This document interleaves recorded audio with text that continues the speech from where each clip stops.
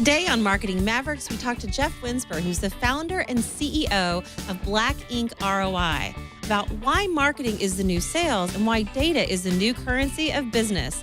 That and more coming up next. Netcasts you love. From people you trust. This is Twit. Bandwidth for Marketing Mavericks is provided by CashFly at CACHEFLY.com. This episode of Marketing Mavericks is brought to you by LegalZoom.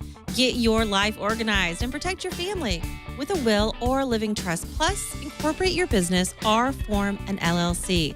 LegalZoom is not a law firm, but can connect you with an independent attorney. Visit LegalZoom.com and use offer code MM to receive $10 off at checkout.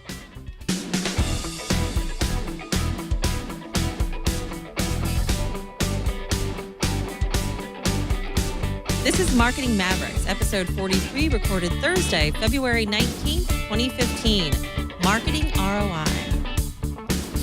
Welcome to Marketing Mavericks, where we talk about everything at the intersection of marketing and technology. And today we're going to talk a lot of hard business data research and what that all means and how sales and marketing is using it today, especially as we advance further and further into the technology and data that's available. What's kind of the evolution of sales and marketing? Are we really marketing people? Are we salespeople? And how are we getting data quick enough? We're going to talk about all of that. Before we do, I want to thank Anthony, our technical director. Hello. Hey, how's it going? Holla, Anthony, and Sven. Sven is also here. Yeah, you know, I'm more than just a person with a dog. So you could, Although lately. I forgot to record. Can we do that again? Oh, really? No, I'm just kidding. What? Wait. Go ahead. I'm kidding. We're recording. Now he's just messing with me. That's not very nice, Anthony. So Sven should have a special role on the show, right? I mean, he should have his own, no? What? Yeah, he doesn't have a camera on him, so I can't. Well, our guest is definitely going to be happy, hopefully, that we get to him, and that is Jeff Winsper. He is the president and founder at Black Ink and at Jeff Winsper on Twitter. Welcome, Jeff, to the show. Thank you, Tonya. Pleasure to be here. I have to thank a good friend, Jennifer Fleming, who is at Hazlitt Group, for introducing me to you and what you guys are doing. Really interesting stuff. And I think probably one of the biggest questions that marketers have and salespeople have, and certainly CEOs have, is how is their organization changing? How is the what used to be silos of sales and marketing evolving? And what is really a salesperson today? What is a marketing person today? And how are we using research, the big term that we've been using for the last couple of years that I'm hoping will change, and we actually lose the first word, which is big data, right? Yes. Yeah, I think that the market's evolving very, very rapidly. I've been doing this for about 25 years, and I would have to say in the last 2 or 3, the changes have been dramatic. Now, in some cases, the changes are for the better. In some cases, people are still thrashing about. But it's all good, and I think that the world is colliding, and then that's why I think when the marketing and technology come together, we can add a little spice of some analytics and data on top of it, and here we are in 2015 with people advancing the cause around sales and marketing.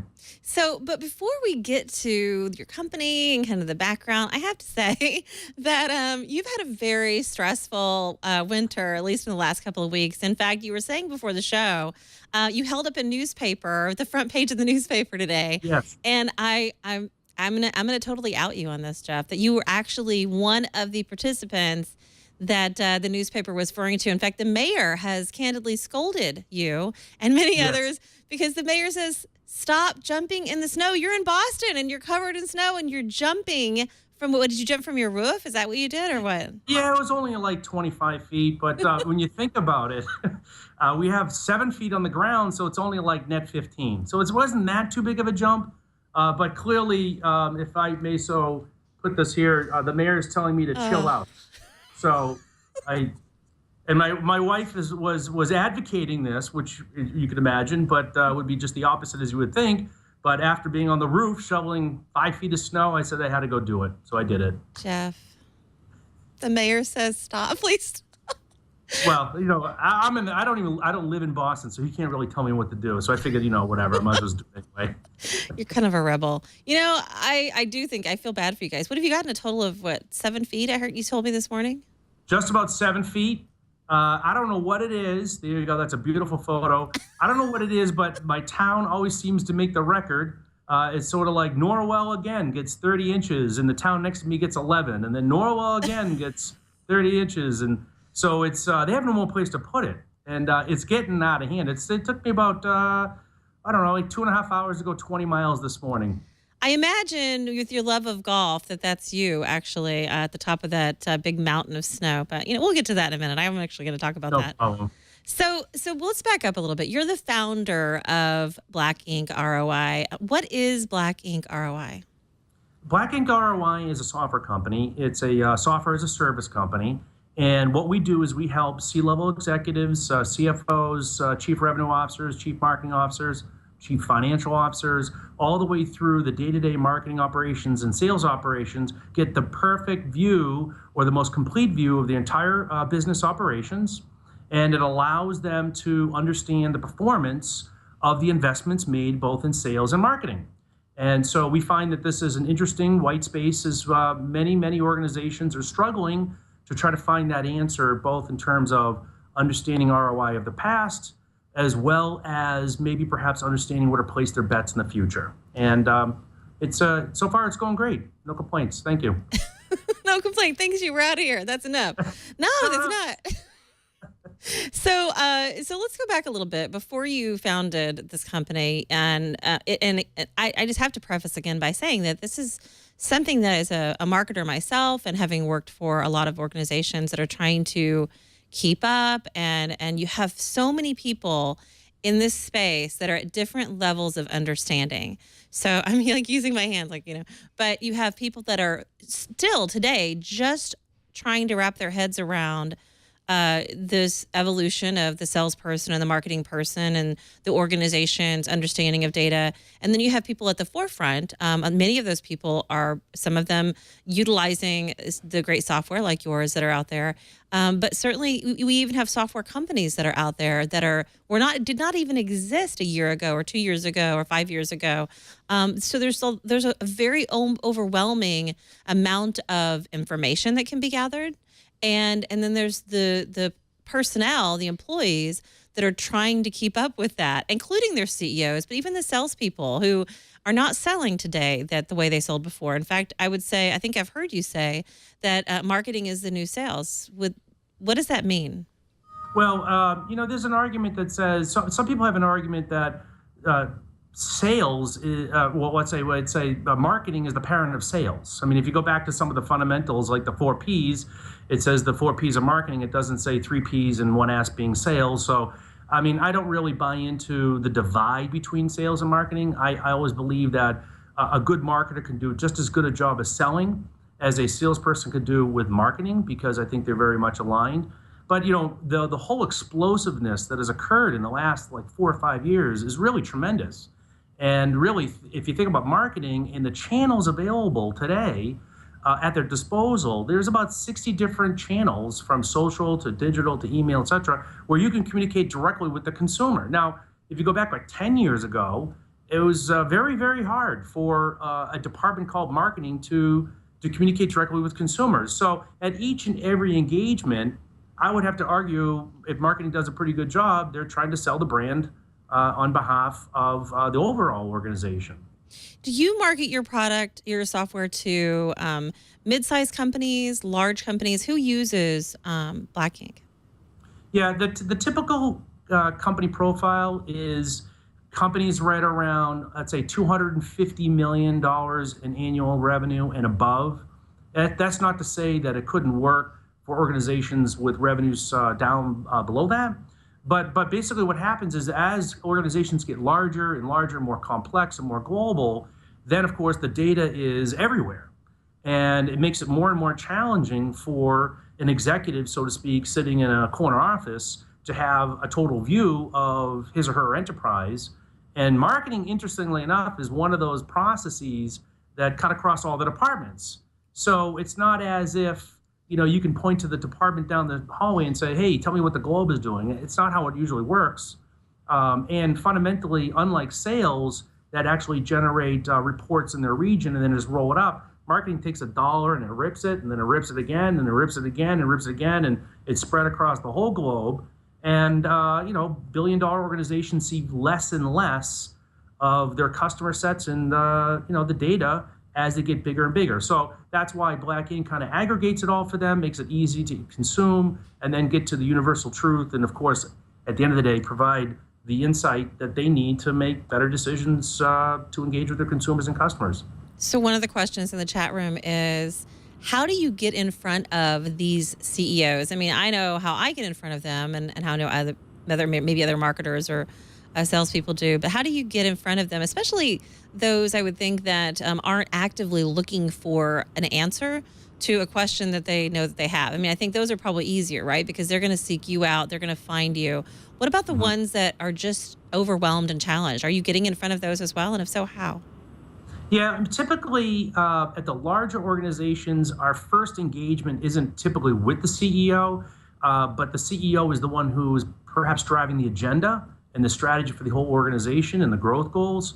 So invariably what happens is the question that they have may be about marketing's contribution to the business as a whole. That usually gets funneled down through the Office of Finance and then to the department heads or the business unit leaders. And they're the ones that are struggling to try to provide that answer back up through the CEO and or the boardroom or the executive leadership team. At that point, that's when it starts the rubber hits the road, and they're starting to raise their hand and the need gets a little bit greater, and they're the ones who usually engage with us first. That said, when we engage with those people, then what's happening is we're opening up the skies, and what seemed to be murky and confusing and challenging then moves into the corner office, and then we're answering questions that they had that they could not answer before. Otherwise, they wouldn't have asked the question. Sales has always had such a negative connotation. Nobody likes sales. In fact, in some circles, marketing has the same connotation, and PR but there's so much opportunity now for any business to continue to grow with this information like yourself, but we also need other tools, I think, or I guess my question to you would be, how do you work with other software tools that are out there? There's so many, this actually came up in the chat room, CRM tools like a Salesforce, or how do you work with maybe some others? We've had guests on the show that like Nimble and that sort of thing, where you're trying to marry different relationships. How does that work? Yeah, so what the best way to sort of address it is outline the questions that you want to get answered first. And those questions may be anything from, is there a growth market in a particular region of the country? Or, can I launch a product and penetrate more market share in another part? Or who's my best customer? Whatever the questions are. Once you have the set of questions that will feed into the strategy, then you kind of worry about what kind of technology is available to help support it. Often the case, the question seems very normal and rational, yet the technology itself is almost, in a lot of cases, only showing part of the answer, or in some cases, quite frankly, it's impeding the ability to get to the answer. So we're honestly technology agnostic. What I think organizations are starting to realize is that information is the currency of business. And so if information is the currency of business, then really data is the ore. And so when the data is being able to be extracted from those applications per se, and then put into a system where you can actually see the truth, then it doesn't really matter, what system's being used. Now, with the CRM comment, clearly relationship management is important, and that has evolved over time. If you recall, it was originally an SFA tool, and it was a contact management tool, and those things. But that's good, but usually that's around post-customer acquisition. And marketing, in a lot of cases, are ahead of the curve. They're trying to create the demand, create the preference for the brand, trying to generate pipeline, which doesn't typically always reside in the CRM system itself. It usually sits in, let's say, marketing automation tools or general PR or social or advertising activities. So we've got to have to marry the two. And if you think about it, sales and marketing, like 20 years ago, they were one department. It used to be a person called VP of Sales and Marketing. It was rare you ever saw VP of Marketing and Sales, number one. But now when the sort of the division occurred, when there was like a VP of sales and then a VP of marketing, it's almost like in a lot of cases they create a large division not only between the customer, but also like their operations. So now I suspect there's probably been, I don't know, billions of dollars spent to try to get the two to combine. And that's why, information that sits at a CRM, and it has to be extracted, and then you got to take the marketing automation stuff and you got to extract it, then you got to put it together. So it's a little bit of a challenge. It's getting better, but there's still a long way to go. And then if you think about the software companies that provide CRM, they're not always built for the natural processes of marketing or all the channels. They don't always handle social or advertising or sponsorships or events. So it ends up being a very narrow view of what the potential truth is when we're engaging with our consumers. You've used this term. I know you've talked and you work with a lot of people that do this. I think you have all of this information that's and I think you just quoted, information is the currency of business. And if that's truly the case, the more information you have, one would think that the more valuable the internal knowledge that you have and the more valuable your company might be. But again, it's what you do with that data. And you've talked about this. I mean, we have all kinds of information, but we really don't know how to utilize it to gain more customers, to drive revenue, retain customers, retention and loyalty. We're not figuring it out. So what's the missing piece in the puzzle? Well, I mean, I think there's like three levels when we're talking about data and information and so forth. And I think at the baseline level, I think that there's the argument. It's called data-driven marketing. All right, and then you're right. There's a lot of information there because once data is collected, which is just a moment in time, and it's shared with others, then it becomes information. But there's a lot of information that doesn't provide insight. So I think the next level is insight-driven marketing, where you're really getting to the core essence of what motivates consumers to purchase or not purchase from you or others. But really, insight does take human capital in marriage with technology. I don't think you can argue one or the other being separate. I think together it makes more sense. There's always that notion that data drives and gut decides. And I think that for anyone to think that the technology is always going to give the insight is maybe perhaps not seeing the full truth. But then I think that where the world is moving in a much more, let's say, progressive standpoint is going to be innovation-driven marketing. And there are some organizations like GE and Nike that are already there where they've got the data sets, they're already consuming the information, they're gathering the insight on the consumers and the segments. And now what's happening is they're developing product with chips in apparel, for example, or chips in sort of, oil rigs. And they're actually starting to understand how to actually develop new products that progress and that can either change societies or communities. I mean, it is almost becoming a data-driven economic society. So I think that's the third level. So the maturity cycle is, a lot of data, got it. All right, some of it's old and dark and inside. Some of it's transactional. Let's aggregate it. Let's consume it. Let's try to find some answers.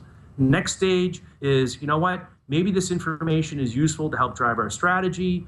Maybe make smart choices in our forecasting and funding and pointing our, activities in social and advertising towards certain consumers. I think the third level, there is a very small number of organizations that are there, and it would be typical of an 80-20 rule or sort of a pyramidal approach. But having too much information isn't always helpful. I think what's best is only consuming the information that gives you the answers that you need to move the business forward and have a better, happy customer. So you mentioned Nike, you mentioned a lot of brands, and you kind of went down the space of wearable, which I think is our next really big, as a marketer, an advantage, an opportunity, also a little scary, because you have now the ability to take data that's very, very real time from your consumer, and you not only have this report anymore that you printed out with information on it, you've got wearable data. That's huge in building a relationship with your customer. And you talked about Nike taking advantage of that. Why is it working so well for them? What are they doing that is helping them stay ahead of other brands and other businesses that are entering this space? Yeah, at Nike and or BMW, I can talk a little bit about both. I mean, what Nike is doing is they're basically saying, I'm going to treat each individual as an individual. And that speaks to their brand about the aspiration of the individual itself. And by putting technology into the apparel, while you make a good point that perhaps it's a little spooky, what they're trying to do is start to learn. They're trying to learn about Jeff Winsper or Tonya or a group of people or geo-region or a type of athlete, which, of course, as you can imagine, starts to feed into what would be the best kind of products to build, whether it's for high extreme conditions or for the everyday jogger. But really, what's interesting, too, is as they're collecting this information, you can imagine there's a whole host of applications. Health would be one of them. And, I think they're trying to figure out right now with all this information, is it appropriate for the brand or appropriate in general to use this to help drive maybe perhaps other sort of innovative ways to help people that have maybe diabetes or a particular, condition to either not just build a product, but also come up with information they can sell at some point. That would be a good example. I got a BMW last year. I haven't had one in a while that's been new, and I've been conditioned to think that every 3,000 miles I'm supposed to go get an oil change, just because that Jiffy Lube did a really good job on that. And then all I realized, I'm like 6,000 miles in, and I'm like, I need to get an oil change. And I call up the place, and they're like, nope. And I'm like, okay, you sure I don't need oil change? Like, no, just press a few buttons, and it's going to tell you when you need to come in. In fact, the car is just going to call you up and tell you to come in. Oh, God. So really, I bought a $70,000 computer. And I wonder how I can try to figure out how to maintain it. And it basically is giving me all the guidance necessary to tell me, just go to where you need to go, A to B, and we'll take care of the rest.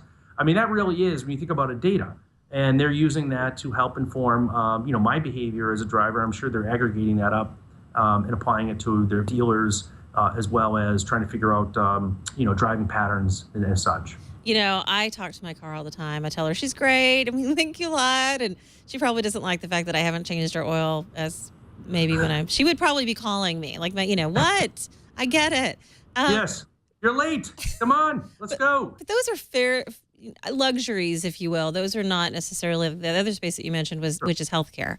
And I think that is a space where the data can, is a little interesting. And it's a controversy because although it can be very helpful, it can also, be a privacy issue, right? And so there are people that are a little concerned that their wearable clothing or their wearable utensils or their kitchen or things that they have, their refrigerator that talks to them in this future that we are building for ourselves is going to be one that this privacy does not really exist. And how are brands approaching this? Are they excited or are they conscious that this could be an issue and putting together safeties? I mean, what do you see in this space? I have a chip in my belt, and it's telling me that I'm not allowed.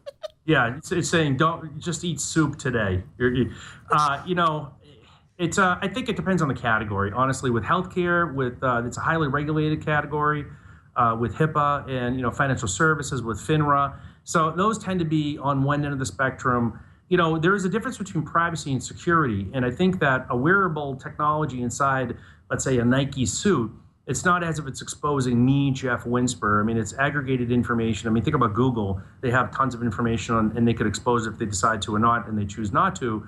It's just that, we don't want to share the name Jeff Winsper in my belt saying that maybe perhaps I've gone one notch further than I should and it's talking back to me. I don't think that's quite where it's heading.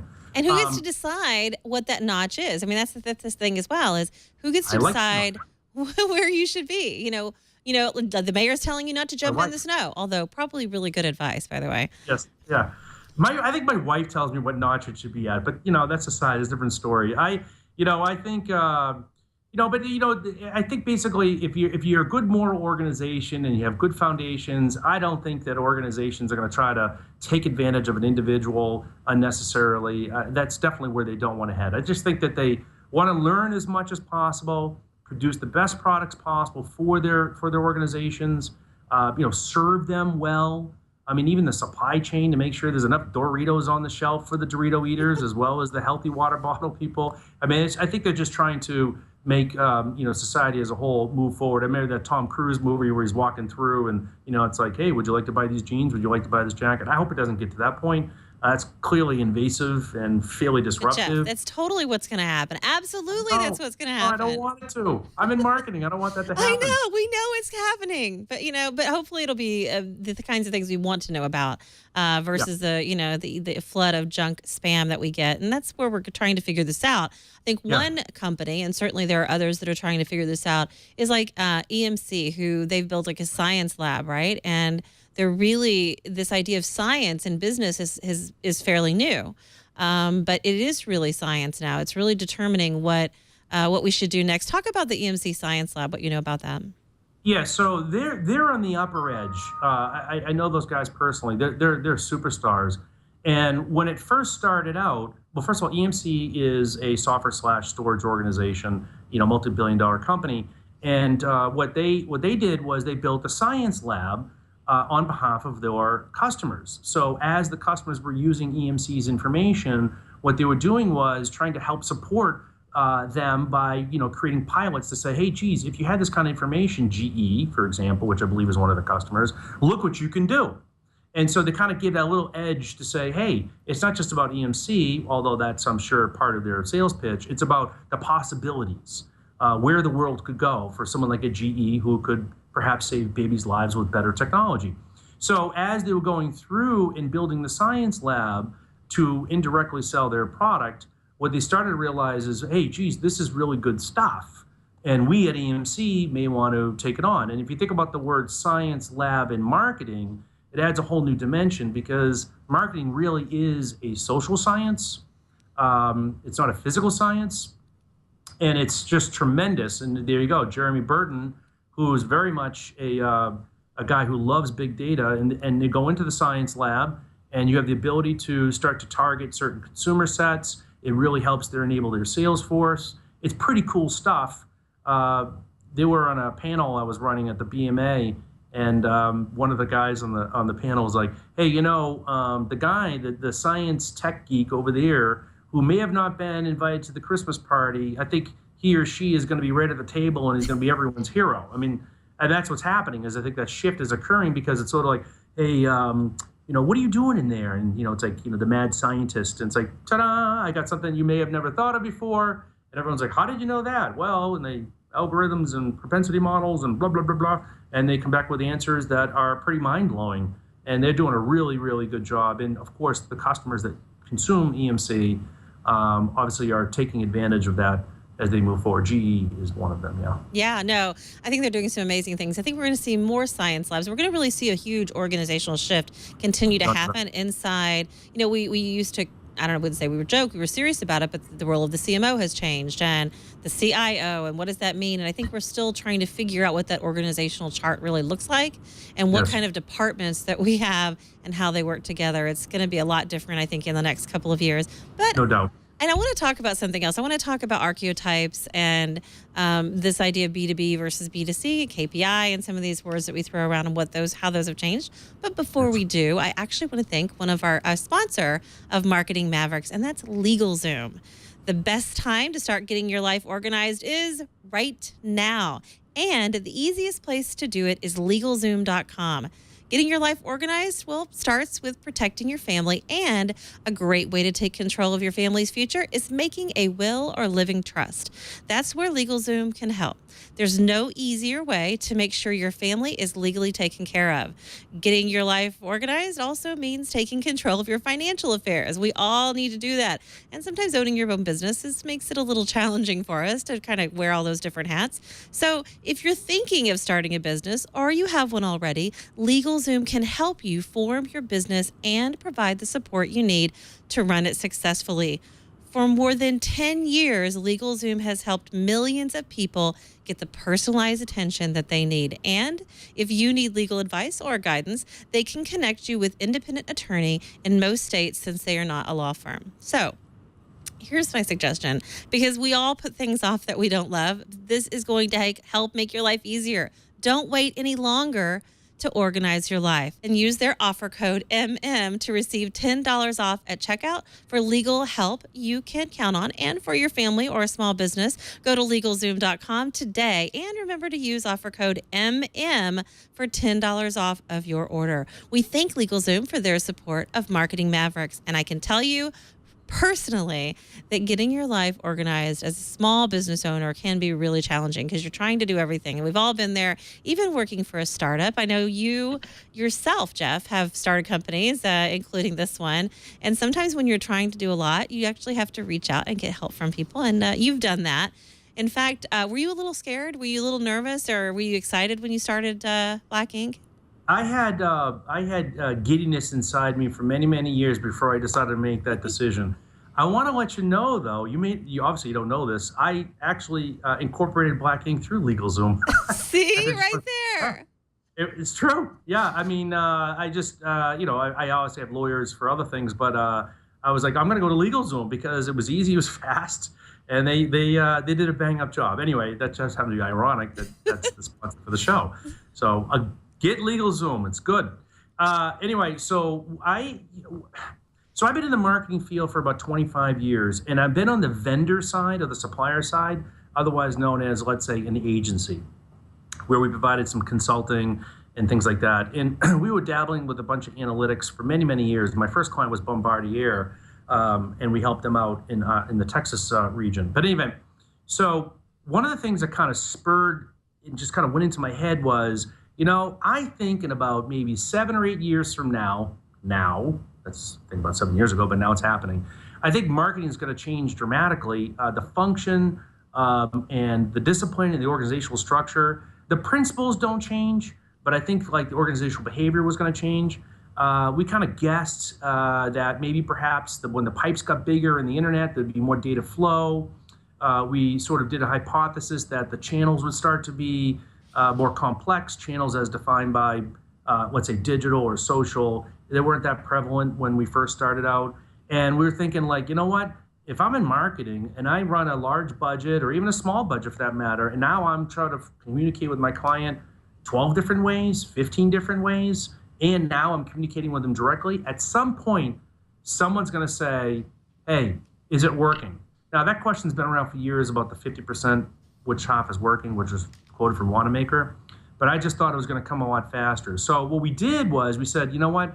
Is there a way we can actually celebrate the notion that marketing and sales can work together to make a profound incremental difference to the revenue streams at the organization?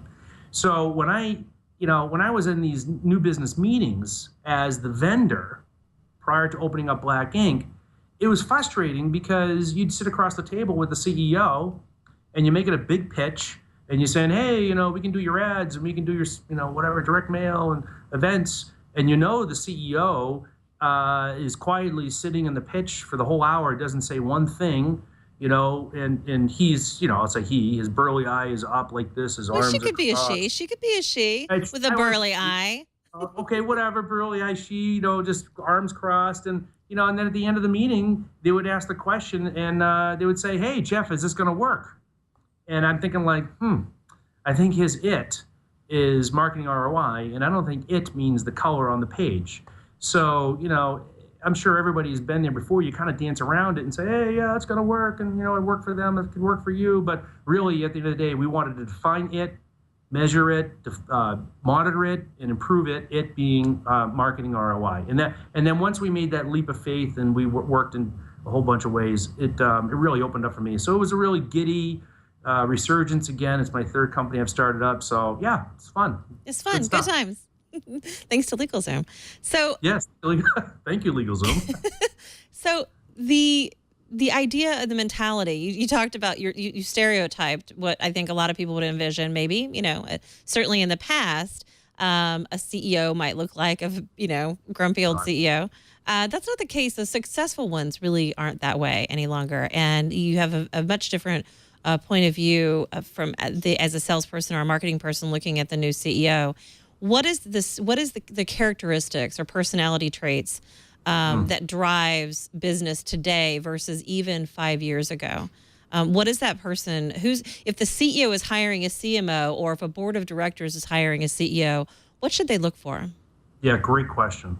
I mean, beyond the traditional required skill sets like financial management, organizational management, behavior, being a good leader and inspiration, the things that we're seeing right now is the non-burly-eyed female or male running the organization.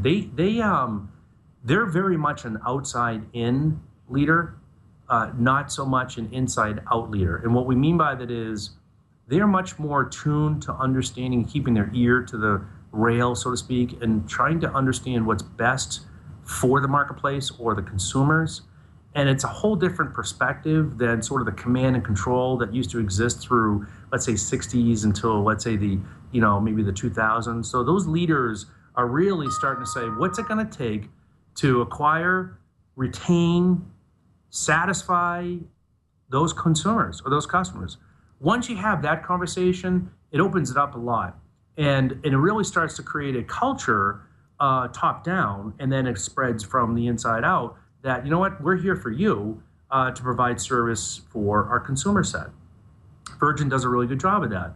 They know that they want to provide the best experience at the most reasonable price, and and they pay it off. So that's where we see some of those trends occurring that are consumer centric. I mean, furthermore, I sometimes get into, let's say, a meeting, and let's say there's 20 people in the room representing all the different functions. And, I could start to see where maybe perhaps not everyone's aligned. I simply ask the question, anybody in the room that's in charge of the customer, please raise your hand, right? And what typically happens is you see like, all right, I guess we're all in charge of the customer. Yeah, we're all in charge of the customer. But Jeff, we've been saying that for years. We've all said that we have responsibility for the customer. So how has that changed? Through action and attitude. I mean, I think, when you say who's responsible for the customer is a little different than saying what part of the customer are you responsible for. And I think when you have a more macro view at an organization, they're teaming up and putting the customer in front of the table. I think you still see where maybe perhaps the opposite occurs, which is like, oh, I'm in the call center, so I'm only supposed to take care of people when they're frustrated, or I'm in sales and I'm only helping them in the beginning part of the stage. No, that's not really what's happening. So a lot of the CEOs, when they do put the customer in the middle, and then the organizations change their behavior, and they have interlocking processes as opposed to dividing processes, that would be perhaps a portion of the archetype that you asked about earlier. Okay, so let's talk about one that's kind of, I think, when you mention getting in front, because I've been saying that for years. I used to, in the early days of my career, we won't say when, I used to teach sales training and build sales culture and everything from commission, working with product management and pricing, all the way to like literally getting them hired and out in the field. So that has completely changed, right? At least for the most part in how we understand customers. And I think our leadership has changed as well. And the mentality of an organization has changed. And I think John Ledger comes to mind when I think of T-Mobile and the fact that all levels of management actually get on the phones. And then what made me think of it was you mentioned call centers. They get on the phones and they talk to customers. They have a relationship with customers. So it's really inbred in their organization. And you see it as a consumer. And I've heard you talk a lot about that in the past. Recently anyway, how as consumers we see an organization, because we're talking about sales, we're talking about marketing, we're talking about CMOs and CEOs, but as consumers, how consumers view us is really what drives our business. And I think consumers see T-Mobile as a company that's trying to listen to them and potentially trying to fight for them. What would you say about that? I think it's a very strong argument. I mean, if you think about it, we're all consumers, so they don't think departments or functions or data or any of this. They just think about what they do when they wake up, and they kind of want what they want when they want it. And that's nothing new. I think what's happening is because there was only a few ways you could interact with a brand in the past, which was either you could mail them, okay, they could mail you, you could show up face to face depending on the business model, you can make a phone call. Okay, now think about it. There's like a whole host of different ways you can engage with a brand. So managing the interactions, what I believe is a more experiential approach, is really tough. So when you think about T-Mobile, they did a great job, because if you think about maybe perhaps how that category is set up, it's restrictive. The plans are confusing. Sometimes the consumers feel like they're getting robbed. There's contracts. I mean, really what he did was say, hey, all things being equal, we're going to prioritize the top 10 things that maybe most consumers or our customers do not appreciate about our business, not just T-Mobile, but the category business. And what if we just rip that out? What would it be like? What are the possibilities? Well, if you think about it, really what he did was provided the possibilities of freedom and choice for the consumer. That's it. Pricing structure, whether you do or do not want a phone, it doesn't really matter, no contracts. And at that point, consumers really glom onto it because, especially in America, we like choice, we like freedom. And he's done a bang-up job, giving that opportunity.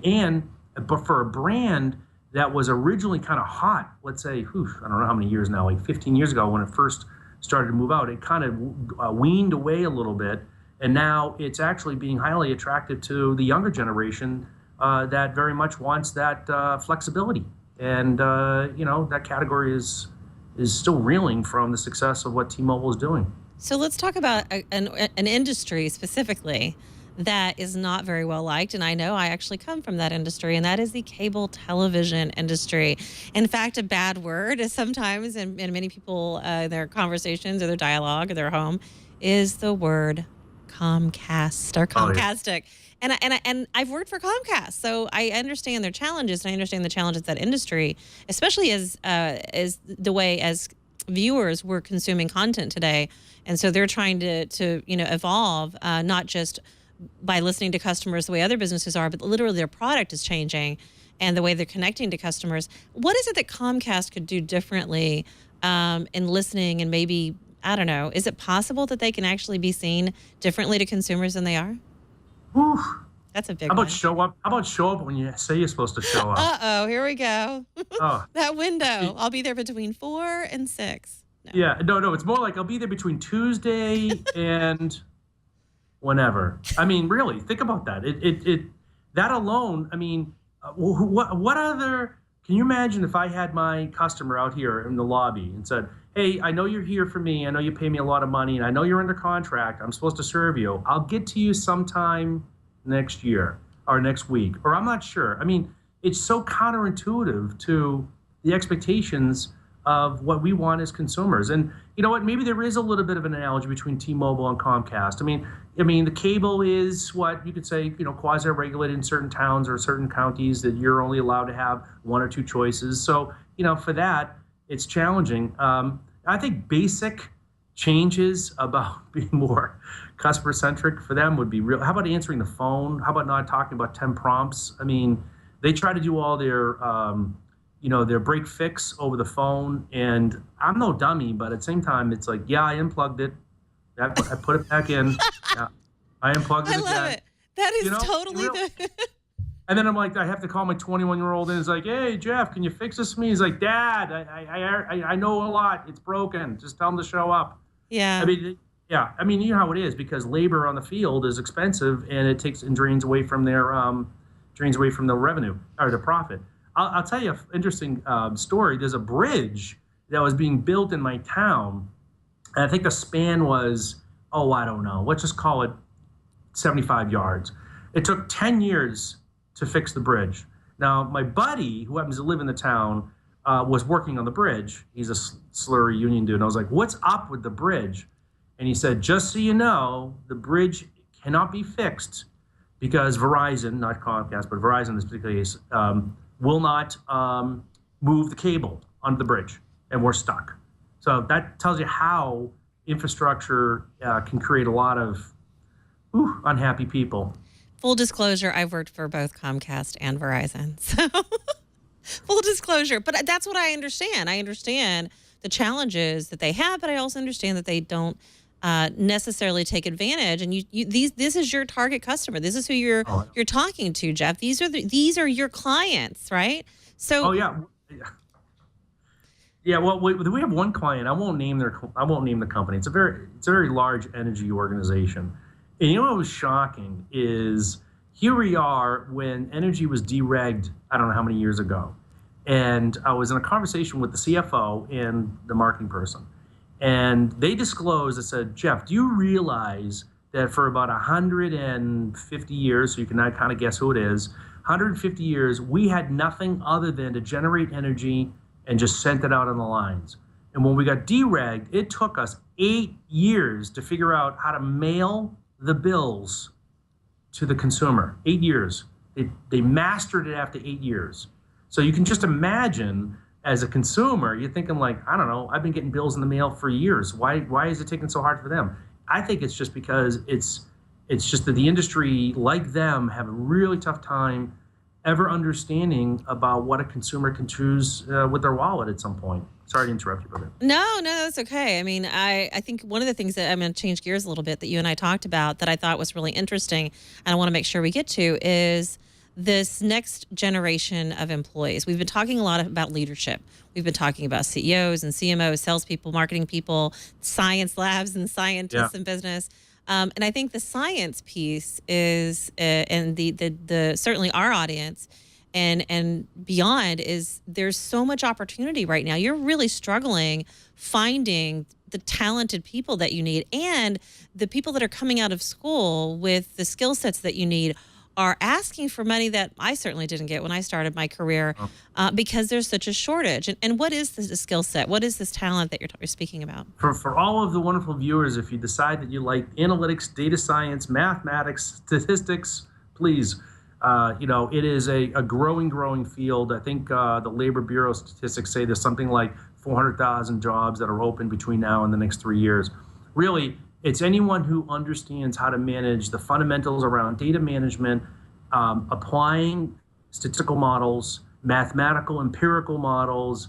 Then we're getting into the science labs. It's really the collision between technology, marketing smarts, data management. It's going crazy. I mean, case in point, when we put out a job posting, we'll get like 100 resumes back.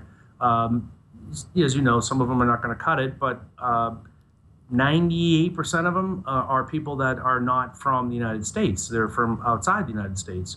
So I think that the whole notion of building the school system education around math would be really important. But that's the challenge. And these you could argue kids coming out of college, they haven't stepped 1 foot into a business, and they're asking for mid 6-figure numbers. Low, mid-six numbers, over 100,000, 150,000. It's not unheard of for someone coming out of a tech school. It's crazy. So the demand's there, and they know it. I don't know how long it's going to last. It didn't perhaps help that CNBC said 2 years ago or a year ago, I think it said something like being the data scientist is the most sexiest job alive on earth. So we're challenged against that. But I would just say for anyone who wants to understand the insight versus the data, the combination of those two things is a really super long runway in marketing for the next 5 years minimum. So I'm going to out you on something here. So he phrases himself. It's not bad. So, please. We talked about wearables earlier, and I know you're a big golfer. You're a super, into golfing, and you tried to get your kids to golf. My dad did the same thing. He made me take golf lessons. I had blisters on my hands, I remember, from all the golf lessons. And I was never my long game, not so good. Short game, pretty good. So basically I could play putt-putt. But I was not cut out to be a golfer as a lot of other sports. But you admitted something earlier, that you still have the original golf clubs that you had in high school. That's what you use? Yeah, so there's like two, when you talk about archetypes and profiling golfers, there's the person that shows up with like the latest and greatest Big Bertha, spent $3,000 to $4,000 on their clubs. There's this notion that they can hit it, 360 yards, and then there's little old me. So I show up with my old bag. Okay, it's probably 15 years old. My clubs are since high school. My putter's been since, really, unless I lose it, it's from high school. Because I have to believe that 95% of the performance playing golf is the person. But maybe five what? Technology. I think 10% is the technology, and you think about it, 95% is the person, just like anything else in this world. So, yeah, I still have my high school clubs. Haven't you heard the Mike's pitch with Mike Golf Shop? I mean, he's trying to sell you new clubs. There he is. Oh, hey, Mike. Here's Mike. Down at Mike's Golf Shop. Where we buy golf. That's right. We buy golf clubs. Mike's Golf Shop. Come on over here. We buy golf clubs. Over at Mike's Golf Shop. That's pretty much it. If you've never seen that Come before. on down here. We buy golf clubs. You can He buy stays mine. on point. That's what I'm saying. This actually went viral. I think we covered this like a year ago, but it's crazy. This guy's ads. He's definitely on message the entire time, it works for him. So, seriously, can't you get some new clubs? Give Mike your old golf clubs and get some new ones. I'm trying to give Mike some help out. Mike, help me out. Yeah, well, he's on point because he says the same thing 10 times in a row. It's hard not to. It's like plop, plop, fizz, fizz. You remember it forever. So, good for Mike. Potentially the only ones of us that think this is funny are people that are in actually the sales and marketing space. So it's pretty funny to us. And me, it is funny to me.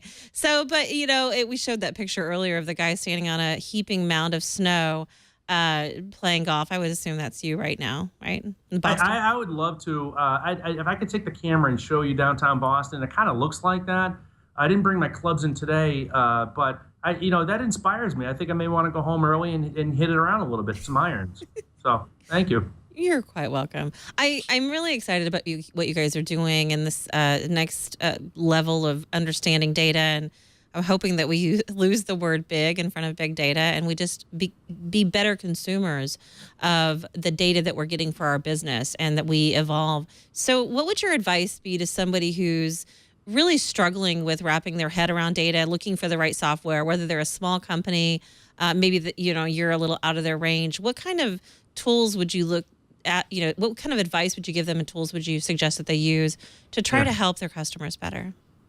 Yeah, it'd be hard to be presumptuous about the tool itself, though I can probably come up with a point of view. I would just say, think big, but start small. Recognize that once you get to one stage of your maturity cycle, you're going to run into another wall, and that's okay. It'd be no different than anything else. But I would just try to map out in logical steps what's the best way to provide the information necessary for your internal customers or your external customers to engage in the manner they want. I would probably not advise that you go spend a lot of money and a lot of technology, because as we all know, that doesn't always pan out because of the infrastructure and the cost and the time and the money. But I would just start really small.